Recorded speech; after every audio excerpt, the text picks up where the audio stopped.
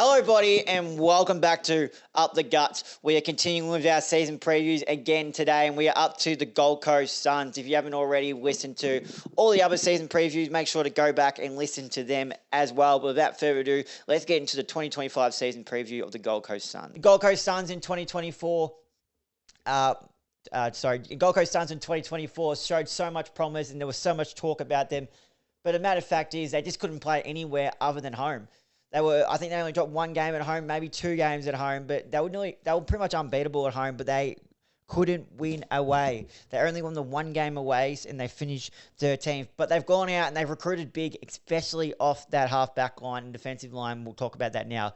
First of all, out of favour defender for Collingwood, John Noble joins them in the Cats. And I think that's really crucial because I'm a big fan as a Collingwood supporter of John Noble. His dash and his ball use is so crucial. So I think he'll be able to dash the lines, especially with this player next to him, and that's Daniel Rioli.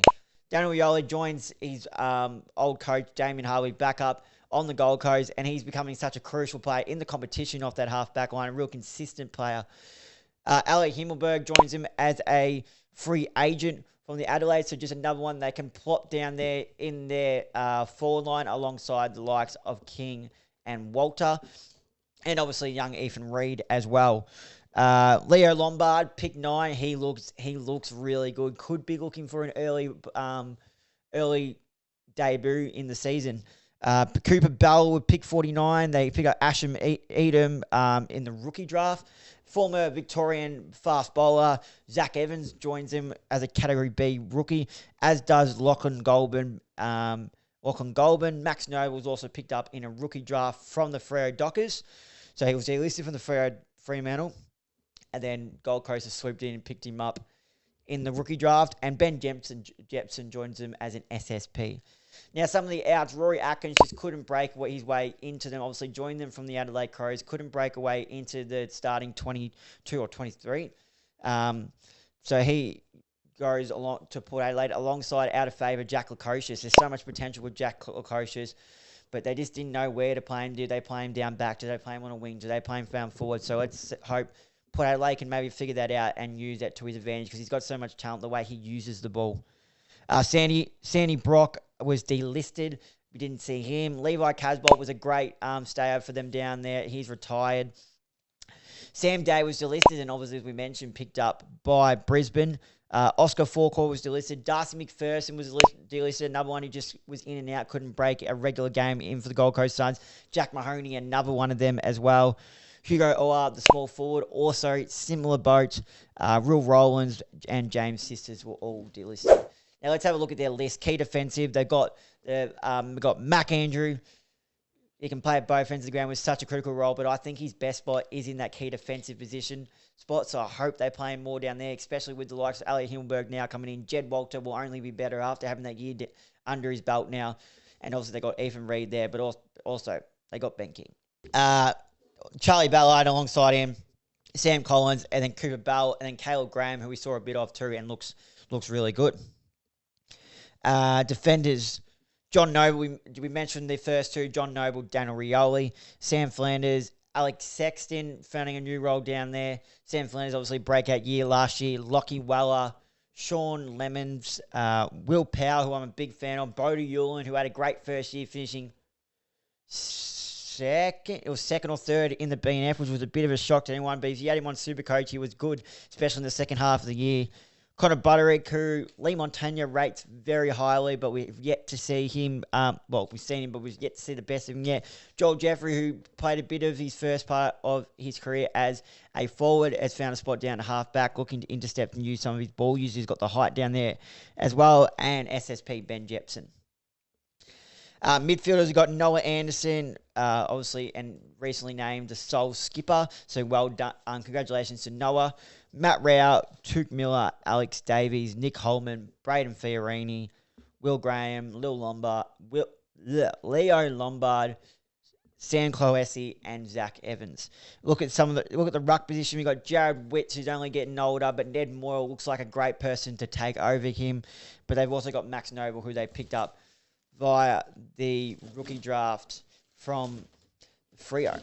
As we flip the page here, key forwards, we talked a bit about them. Ben King, Jed Walter only be better after a year under his belt. Elliot Himmelberg, Ethan Reed, we talked about. Asher Easterman, they've just picked up. And Jai Farrow, who we haven't seen a lot of. We've seen a little bit of him. We'll see if we can get some more games in 2025. Ben Ainsworth starts off the forwards positions. Tom Berry, Bailey Humphrey, who will look to have a big year, was up and down, but when he was on, he was really on. Some real good talent there. Ben Long, moving back to his preferred position as a forward, I thought was really good, popping up for at least a goal and a half a game. David Swallow, getting older, so they've used him as a forward, and he was used as a sub for a lot of times and was impacting the scoreboard every time he came on. So found a new role down there. We'll see how he can go in 2025 to extend that. Jake Rogers, Lachlan Goldberg, and Malcolm Roses Jr. Now, prediction, I have got them finishing around that 8th mark. So at the moment, I do have them in that final spot, but you never know when time comes, like what it will be. And obviously I mentioned I'm doing my ladder position final ones towards the end, so we'll see if they make it into the 8 in that final video. Look out for, not much to say about this player, we talked a lot about him, but that's Daniel Rioli. He's become a lot more of a consistent player since moving to that half-back line, especially when it was under Damien Hardwick, but it still had a really good year last year. 22 matches, averaging 23.5 disposals, and also kicking the 6 goals from half-back, which is really crucial. His best game coming in round 22 v St Kilda, which proves even how bad the Tigers are going, he was still trying his heart out. He had 36 disposals that game at 83% efficiency. 10 marks, 6 score volumes, 689 metres gained. Become a real consistent player, so look out for Daniel Rioli. Needs to lift. I've gone Braden Fiorini. He had the chance to get out of Gold Coast, and I know Collingwood were interested in him, but decided to stay. And I don't know if they lost interest or it was a bit of both. In 2024, only played the 12 matches, averaged the 19 disposals, and kicked the 6 goals. But the disappointing part is that 12 matches. He needs to be playing more because he's such a good player, especially we look at his best game, which was round 6 against Sydney, where he had 27 disposals, 7 marks, 6 rebound 50s and a goal. So he can play half forward, can play half back, or can play in the midfield. But I think Braden Fiorini needs to live to find a regular spot in that team. Well, there you have it, guys. There is my 2025 season preview for the Gold Coast Suns. I have them finishing around that 8th spot. Look out for new recruit Daniel Rioli to lighten it up off half back, and needs to lift is Braden Fiorini to find a regular spot. If you're watching this on YouTube, as always, make sure you click that subscribe button and the notification bell so you do not miss an upload. If you're streaming this via Spotify, Apple Podcasts, or Apple, or wherever you get your podcasts, I should say, make sure to click the follow button and turn on that notification bell so you don't miss an upload, and leave a 5-star rating while you're there as well. It really helps the show get out there. But until next time, thank you guys for watching, and I'll see you next time.